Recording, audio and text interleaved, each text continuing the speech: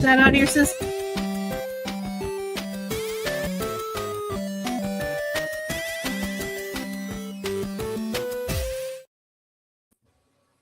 And we're live. And I'm the only one that dances to our little song because I can see you guys at the bottom. Just saying. Just saying. I don't know what to say. Okay. So how are we today? Happy Monday. Yeah, happy Monday. Yes. It's a Tuesday here, though. It is Tuesday for you. Happy Tuesday to the other side of the world. Right, Yes. right. In the future where nobody gives me the lottery numbers. So it's fine. It's fine. So I am heading to a conference tomorrow. Where? In Michigan, not too far away, but I'm taking the Amtrak there, so that's exciting because I want to work the whole way and I'm going by myself, so I can work on the train. But yeah, it's a leadership, like a nonprofit leadership conference, and I'm doing a presentation Wednesday and Thursday. So Wonderful. it's very exciting, very exciting. Let us know how it goes. I will let you know. What are you guys going on this week? On this, Anything exciting? Yeah. What do you got going on this coming week for us? just the coming prep for a workshop that I'm going to be doing Sunday night, and Ooh. the launch of the challenge next week. Do you want to tell us the challenge?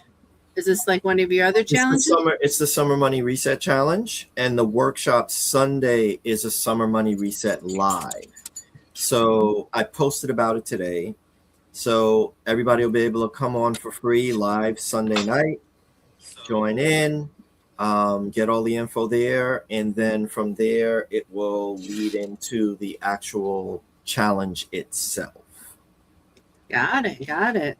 What about you, Carol? What you got going on this week? Wait, are you doing the Nashville thing? Isn't like your whole world going to Nashville this week?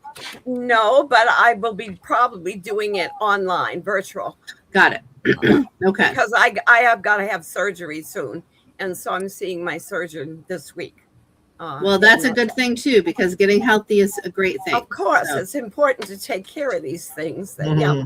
But I am starting a new series. I will be posting that today. So, yeah, it's a 10-part series. So, yeah. Love it. Right. Yep. Yes. So, but I do know, like, I'm glad that they have some things virtual for you because I know the Shackley world is all descending upon Nashville for a few Yes, days. it is. It Oh. is. And yeah, the only thing is I will miss the taste and take home part where you get to Yeah. taste all the new products and take a sample home. And yeah, I always love that.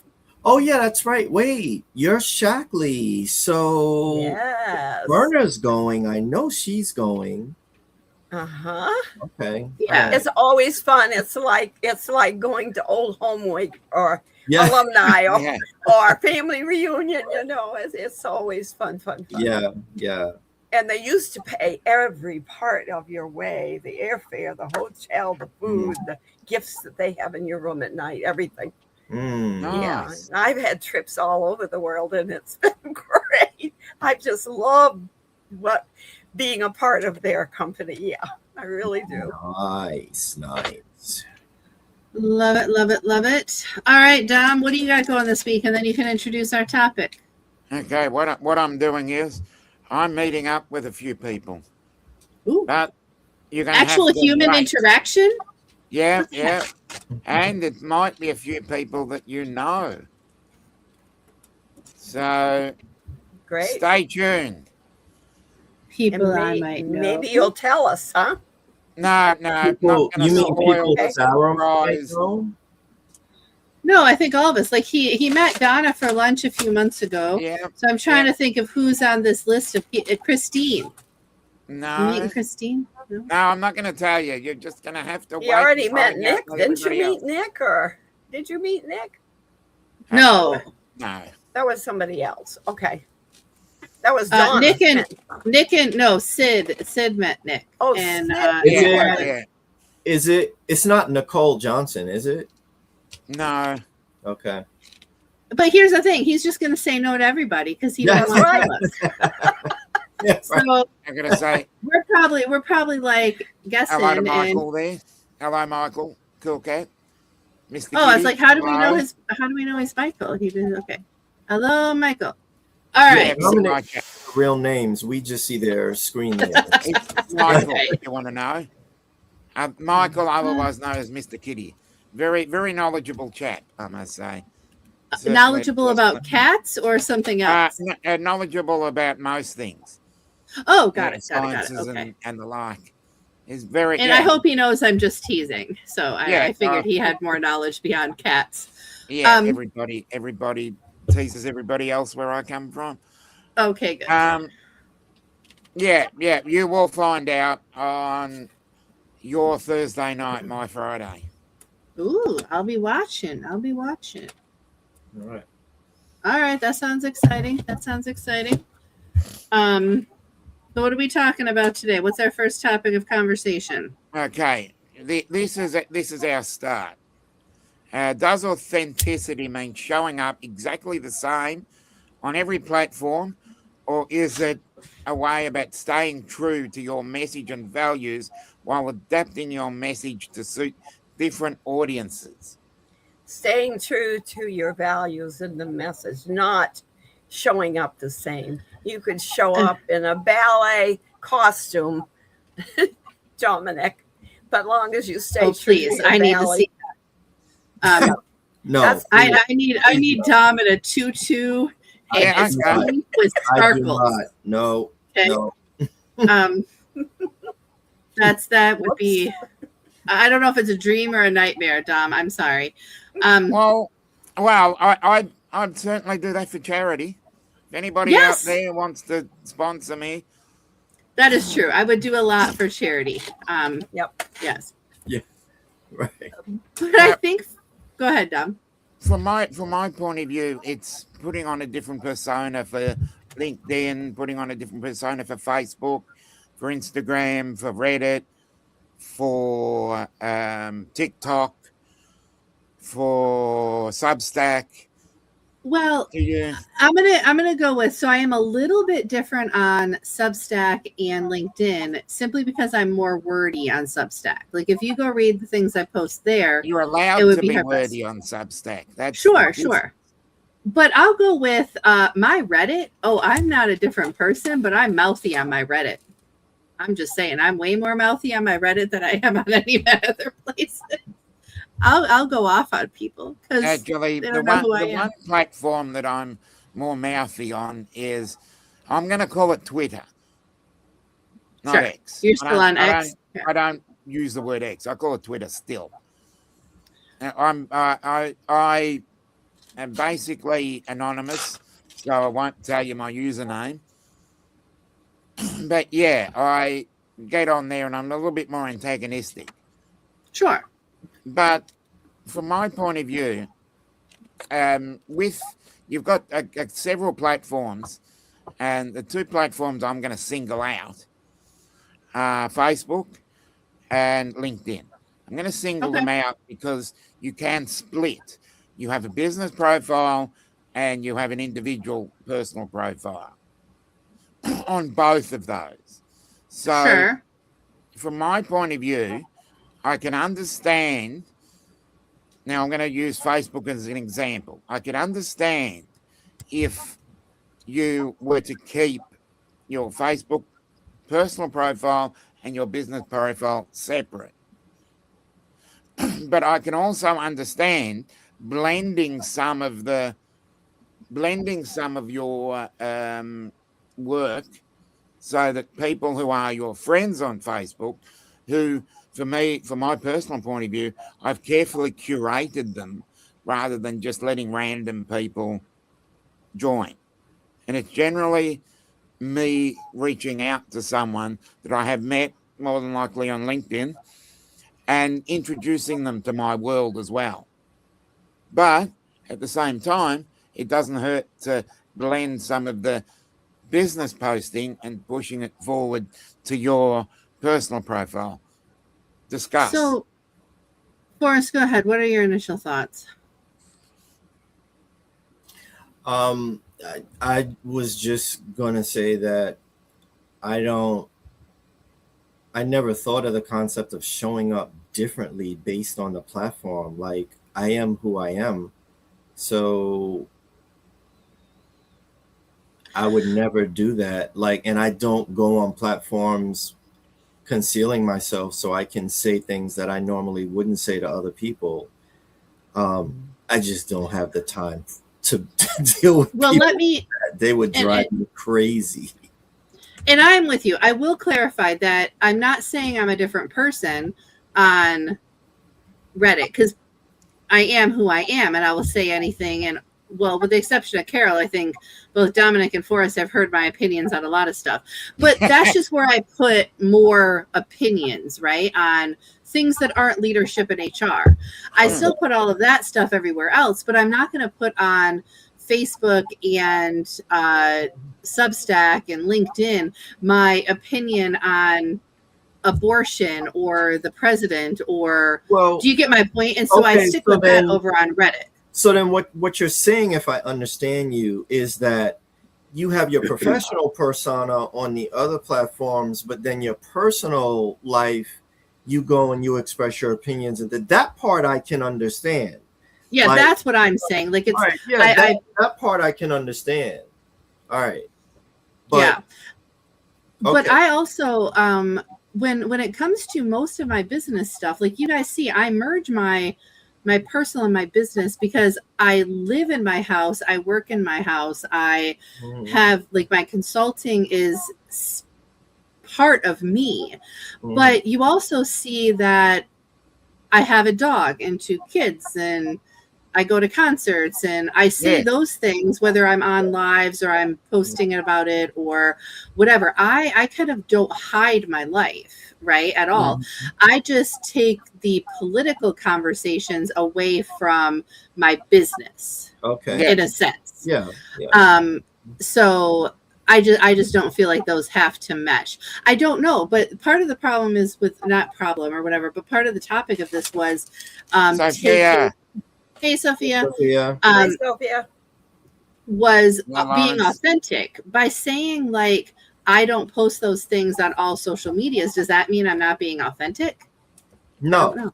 not at all. Like, I mean, you can have different profiles for personal and business. That's authentic. For me, like, to answer Dominic's question, my definition of authentic inauthentic would be showing up on one or more platforms one way and then going and showing up on another platform completely different. And I'll give you an example. Okay. I'll give you an example. On one platform, you know, everybody has equal rights. We're all equal, blah blah blah. And then on another, then you go and you sneak over to another platform, and you're like, we need to get all of these non-white people out of this country and take it back and all of that stuff. Now that's completely inauthentic. Like, you're hiding your racism at that point.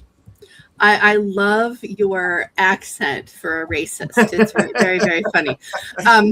Yeah, so they don't that's all what sound like Dominic that. was There's a laughing. lot of New York ones up here too. So, you know, it's I don't mean to besmirch Southern people. By all means, no, they do not feel besmirched. It's fine. So I agree. I agree. That would be definitively inauthentic to do that.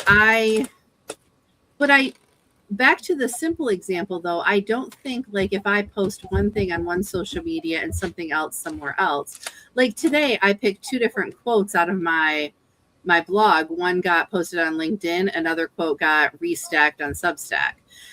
I don't think that that's inauthentic to have different posts on different platforms.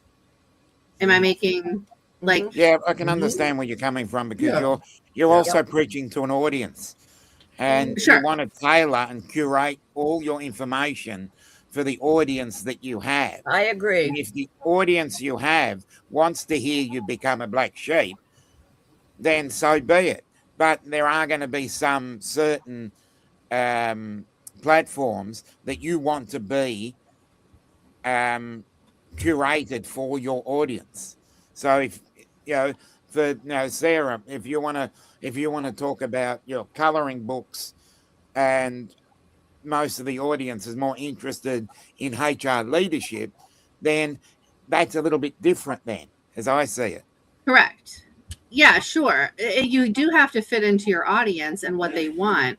And I don't think feeding into your audience and providing the service, the thing, the tangible widget even that they want is the bad thing. I don't think it's inauthentic. I mean, we see that with startups all the time, where it's like what the three guys started creating in their basement is not their final product, because once they figured out what people actually want, the product turned from X to, you know, option D5, because they've went through so many iterations.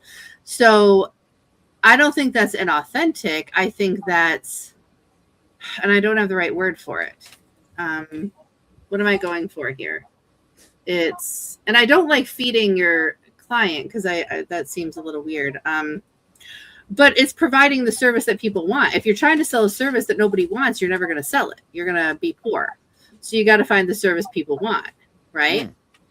If Forrest does this thing on Sunday, and well, no, on Sunday it's live, so you don't necessarily know how many people watch. So if Forrest decides to sell a course and nobody buys the course the first 3 times he tries to offer it and market it and things, then he needs to probably rename the course. You get my point? Like, and I just use you as an example because you have the one coming up.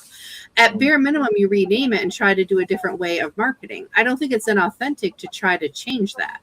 No, that's all part of the learning process. Please, I've put stuff out there before. I've put on webinars and nobody showed up. Yeah. So at that point, you got to step back and think to yourself, okay, what can I do differently next time?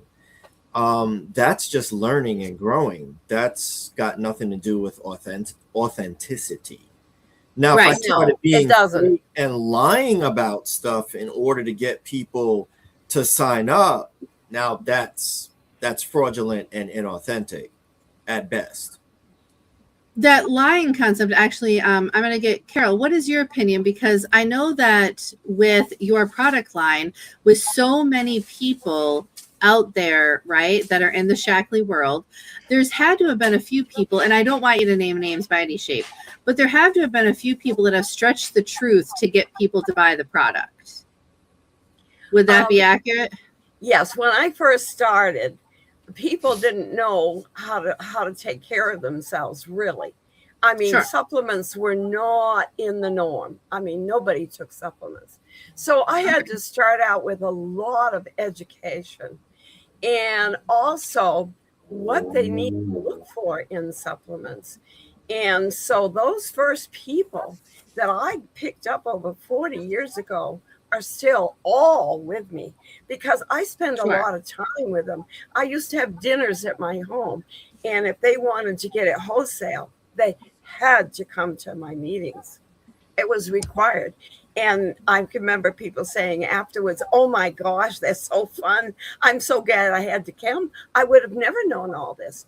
Now I find that I pick up people on social media, and they just want one thing that they saw there, or maybe they are wanting to go with a home and they don't want to pollute their environment anymore, their home or the environment. So they start buying some cleaners, but they never look into anything else. I mean, my original people, they do what we call Shackley-ize their whole house. They use everything, and they buy a lot every month. And that's what keeps me in business.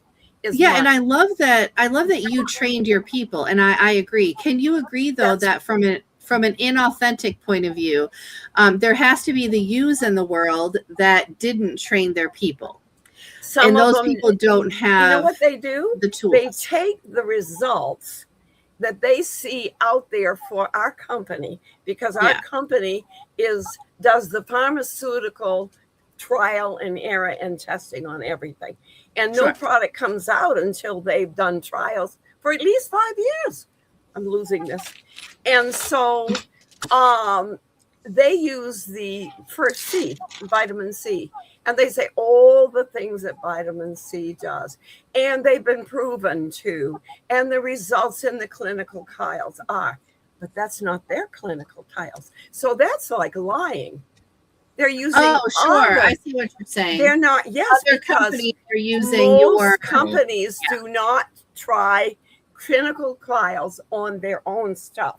Got it. I see what you're getting at. There's probably only 3 out there in the whole world that do that.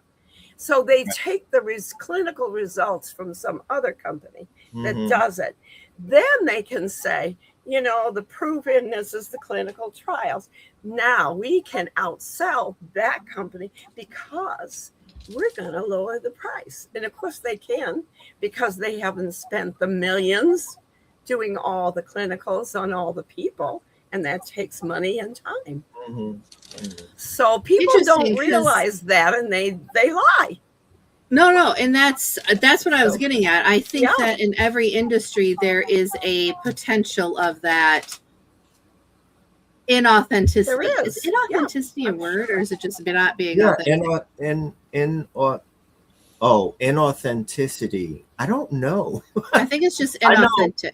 Inauthentic is a word, but I'm not sure, Sarah. Google it. Hey, I will do that. But I just made up a word. I'm becoming George Bush today. Okay, so it's fine. If there's authentic, you'd have to think there would be inauthentic. No, inauthentic is a word. I just don't think inauthenticity is a word. And we'll make it a word. I never heard it. So I don't think it is. But another comment you were talking about lying to do something. Okay, now give me the definition between when you embellish something and you're just laying on a bit of mayo and just a little bit just to get people interested. Where is the line or line in the sand between embellishment and just outright lying? Okay, so I'll give an example. There's a restaurant down the street here that their sign says they're the #1 burger in Chicago. Let's start with you're not in Chicago. You're in Hoffman Estates, okay? And so if somebody's watching, I don't care. It's a sign. So yes, a little bit of embellishment. A sign that says they're the #1 burger in Chicago. Who cares? Do you like the burger? Try the burger. Maybe it's your favorite burger, whatever. A little bit of embellishment, I don't think hurts anyone, right? If Forrest is like, I'm the best business freedom strategist in the world, I don't know. He might be one of only 5 people that actually gave themselves that title. Who knows? He might be the best business. But then that's a very subjective claim also. Right. So people can make claims. They could say best burger in Chicago if they're actually in Chicago. That was my problem with the sign. Every day I go by it. Yeah, because I mean, there's so many restaurants in New York that are like, we're the best, we're the best, we're the best. Okay, but that's a subjective thing. You might be the best to this. Maybe you're the best who makes it this way. The best chowder or the best dessert. I mean, people can say they're the best all day long, and who can really tear it down and dispute it? Unless you're the person who claims you're the best at everything, then clearly we know you're full of it. So. But I think a little embellishment, like if I'm talking about my coloring books, I'm like, oh my gosh, that's so fun. I know you'll have fun. You'll also learn along the way. Da da da da da. I'm telling you, you're gonna have fun. I don't know. Maybe you hate coloring, right? Yeah. Like you get them and not you wouldn't have fun. Yeah. Right. I don't know. Right. So a little bit of. I think a little bit of embellishment is fine as long as you don't get too involved. Just don't go overboard. Yeah. Like you can't say that chocolate cures cancer. Yeah. Right? It's just putting a little bit of mayonnaise on it, just a teaspoon, not the whole jar. Yeah. Right. But you can say, using Shackley, you can say Shackley will make you healthier. if you use the products, if you take vitamins, it'll make you healthier. Yeah. Valid. That's but right, Forrest, if you say it'll cure cancer, then right. no. Oh, you would be in trouble with the AMA if you did that. Right, exactly. You could say, I no longer have thus and such, because you're just telling a story. But boy, you have to be really careful about making claims.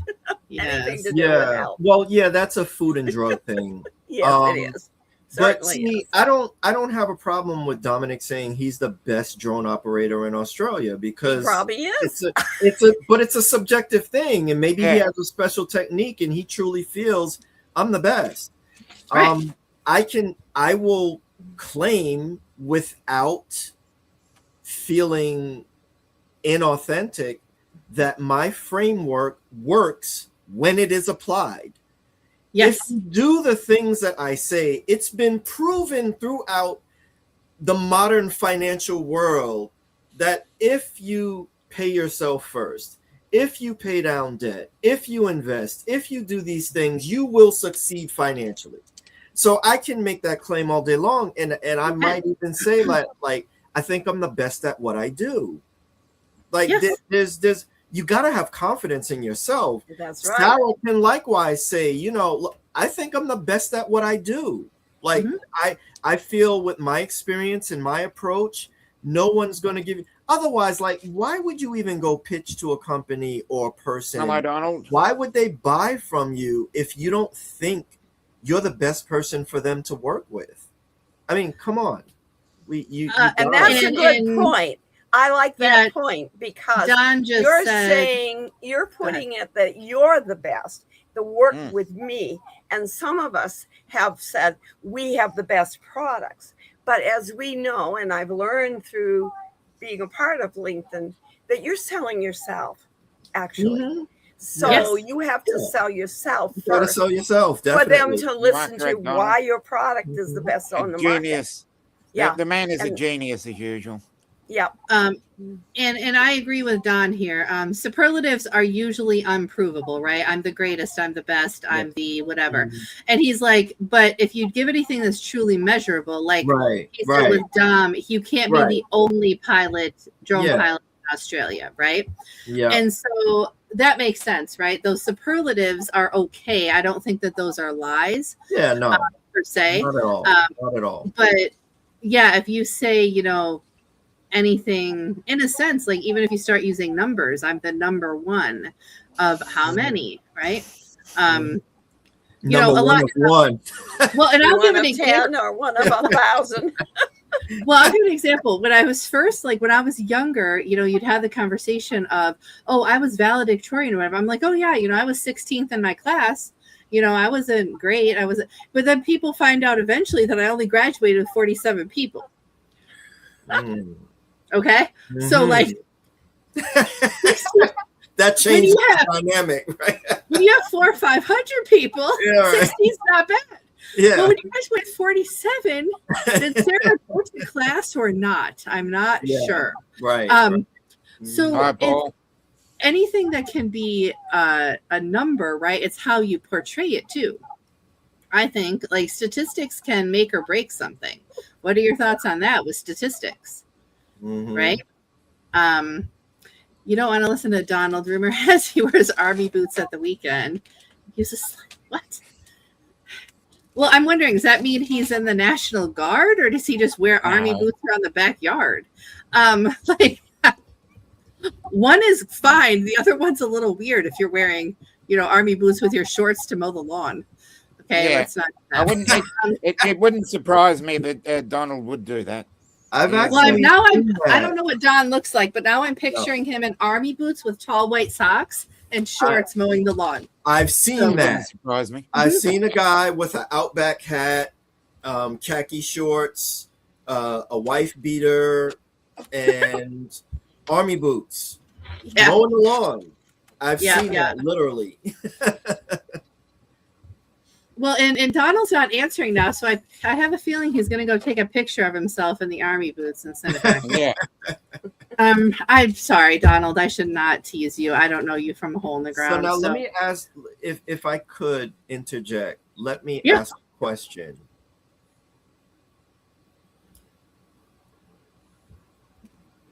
What is Do you have a standard that you require of other people before you'll do business with them?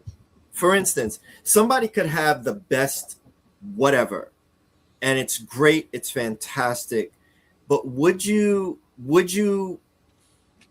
push aside who that person is as an individual, their character, and just say, I just want the product or I just want the service that they provide.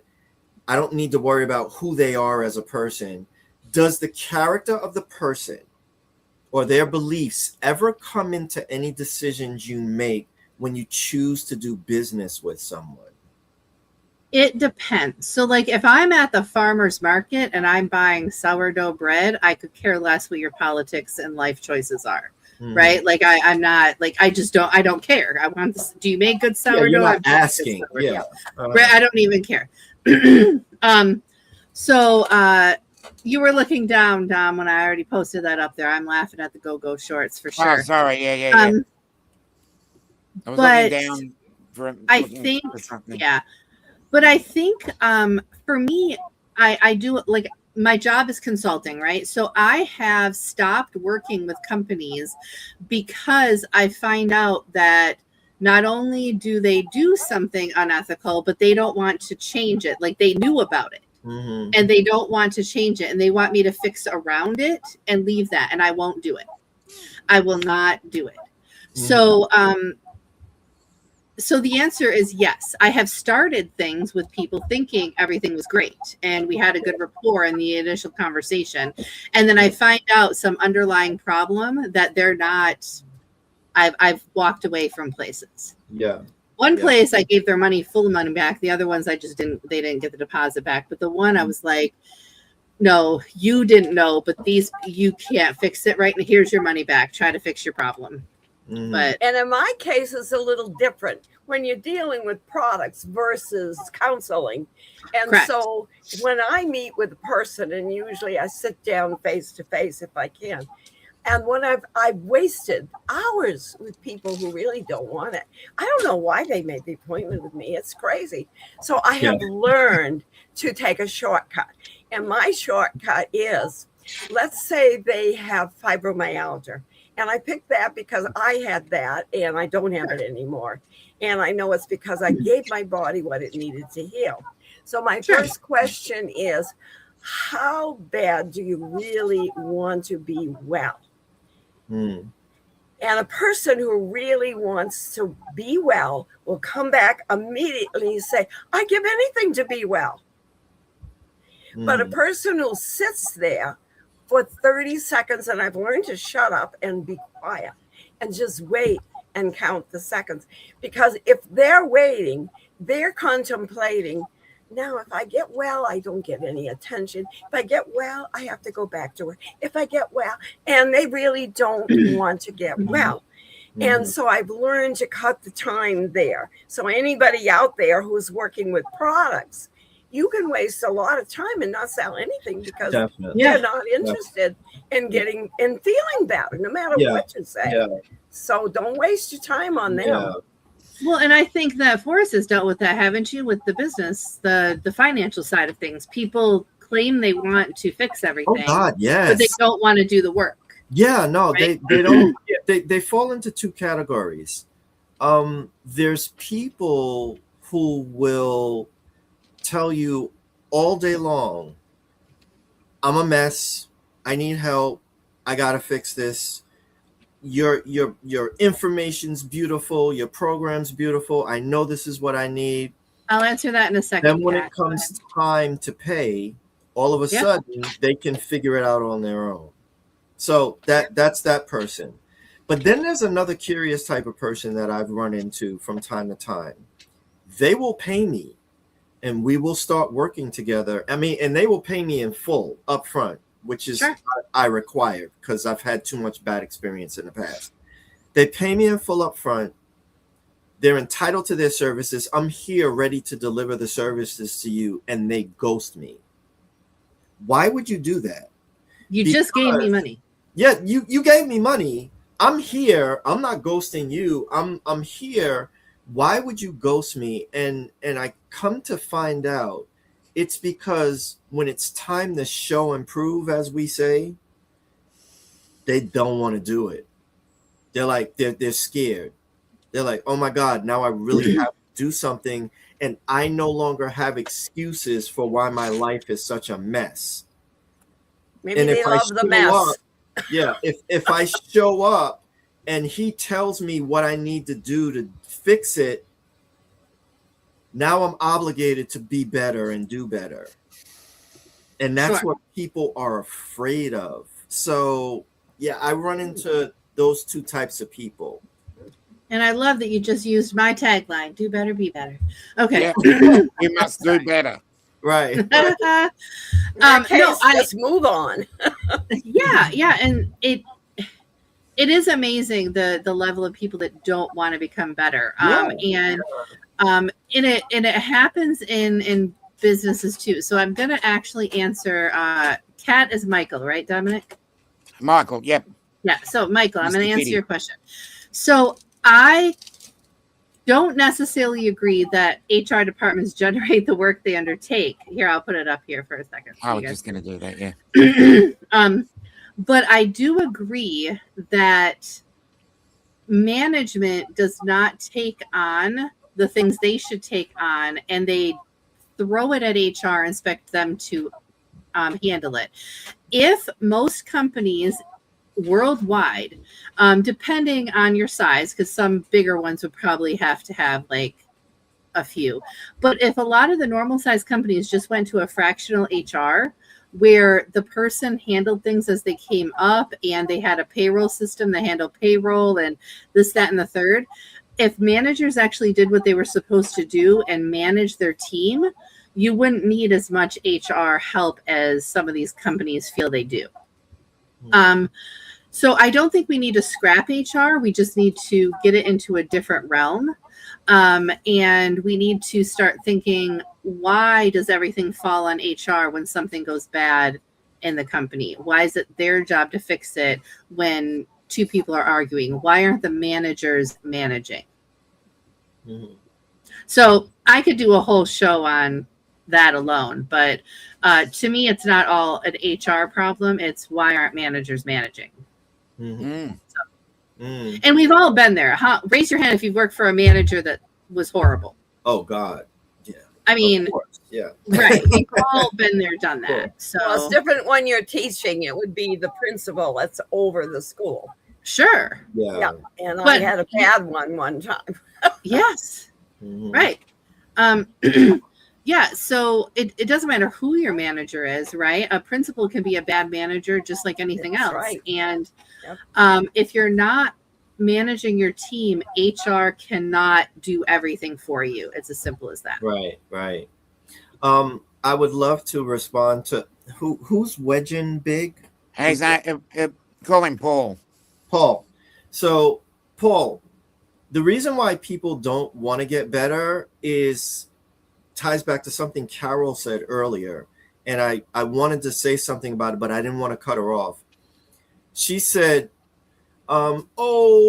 if I get better, then people won't feel sorry for me and blah, blah, blah. And that was something that I learned from Tony Robbins years ago, that he said, why would a person enjoy feeling miserable? Why? Makes you wonder, doesn't Because he said, people only do the things that they get something out of. Like, you don't do anything that you don't get anything out of. And what that miserable person gets out of being miserable is sympathy, like Carol said. Oh, woo, woo, woo, woo, woo, woo, poor you. You know, we feel so sorry for you. And then they can just, curl up in their blanket of misery and feel good about themselves. But if they did something, if they stepped out of that and had to actually be better, now, number one, they're not getting the sympathy from other people. And then number two, now they have to take personal responsibility for themselves. Right. And it's not just about health. With Forrest, his example was people who don't want to actually be better with money. Yeah. And I was talking to somebody this morning, and we were talking about a mutual person we know who is so bad with money that in order to not be homeless, a family member bought them a house. And I'm sitting here thinking, Wow. I love my family. Okay. I love them. Wow.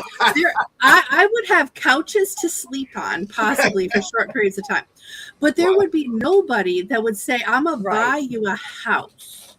Right. Wow. So can I be adopted? That's what I think. I've found the wrong family, but wow. That is a level of that person does not want to step up. That person didn't say, hey, I lost my job or whatever. Can I sleep on your couch for a minute while I figure things out? They were so not wanting to figure things out that in order for them to not be homeless, somebody bought them a house just because I don't even know what. But getting better isn't always just about health. Right. It's about finances. It's about your mentality of life. Right. If you wake up every day and I'm not even talking about depression. I'm talking just the negative Nellies out there. Mm-hmm. If you wake up every day and you're like, the world sucks and it's never going to get better. Mm-hmm. So that's what you get. Right. Because what you think and what you speak creates your life. And so if you want a life that's uplifting, then you've got to be uplifting and a positive person yourself. Mm-hmm. I mean, you could never run a business being like that. People who decide to run a business will not succeed if they're negative and complaining. Mm-hmm. No, they won't. And so, dealing with people, it's the same thing. And you think, oh, I've always thought I can help them. And maybe you can, but maybe you can't. And you have to realize, Forrest, we can't help everybody. Yeah. No matter what our desire and our heart says, you just cannot have. There's some that just don't want it. So next. All right. Yeah. So we have about 4 minutes left. I do want to say Negative Nelly made me think of Little House on the Prairie. And if you haven't watched it, the new Little House on the Prairie on Netflix is good. All right. So there's Sarah's plug for Netflix for a second. We are going to round out like we always do with Dominic. So make sure you have your joke for us, Dom, to round us out here in a second. I just want to put a question without notice. If you're going to make something, would you use canned tomatoes or would you use fresh tomatoes? It depends on what I'm making. Okay. And right now in America, canned. Our vegetables here are Yeah, it's the same. And lettuce. No, no, it's a bit of a But also, I would use tomatoes. Oh my! You people and you. I'm just giving you crap, Dom. All right, so let's do our quick round robin here, and then Dom can end us out. So, Carol, who are you, and why should people reach out to you? Well, I'm Carol Gator, and I happen to be 87 years old, and I am alive, thriving, running a business, having fun, singing in choirs, going here and there to concerts, and I am vitally active. So love it. If you want to be active in your older age, some people say old age, I just say older, then see me. I will be more than happy to give you keys into longevity and helping your body to stay healthy and active all the days of your life. I love it. Forrest, why should people reach out to you?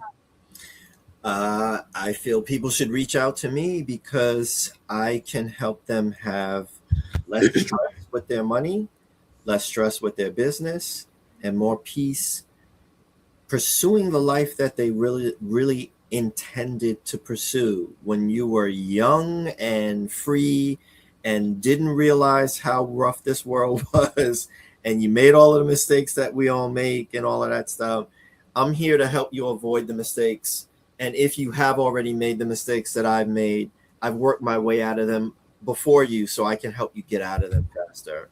So if you have a business where you want to be more profitable where you want to buy back your time, or you're even thinking about selling that business and cashing out at top dollar, I can help you with those things. I love it. I am Sarah. I'm with Off the Beaten Path Consulting. I am an HR and leadership consultant.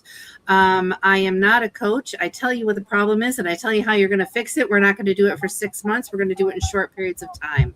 But all of what I do is mainly boring. So I have leadership development coloring books.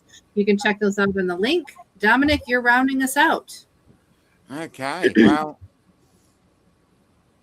the basis behind me is, I'm Dominic from Northside Hawk, and I live in Melbourne as a licensed drone pilot. I help businesses create stunning aerial visuals for your property, for your event, for your project, and for pretty much everything except weddings. I just won't do weddings because of the sheer magnitude of the